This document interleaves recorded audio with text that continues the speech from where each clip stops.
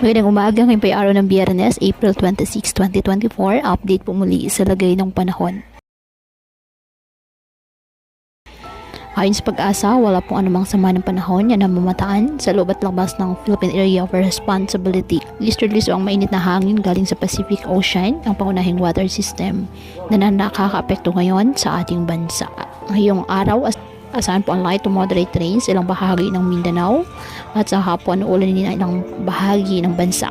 Posible ang heavy rains na maaaring magdulot ng mga pagbaha o pag-uhon ng lupa. Kaya patuloy pa rin po natin na pinag-iingat ang ating mga kababayan sa banta pa rin po ng mga pagbaha at pag-uhon ng lupa, lalo na kapag may malalakas na ulan, at ugaliin na magdala palagi ng payong o kahit anong mapanangga sa ulan o di kaya po ay sa init ng araw kapag lalabas ng ating mga tahanan. At yan po muna ang update sa lagay ng panahon ngayong araw. Muli ipatuloy po tayo na mag-ingat at palaging tandaan, God loves you. Stay safe and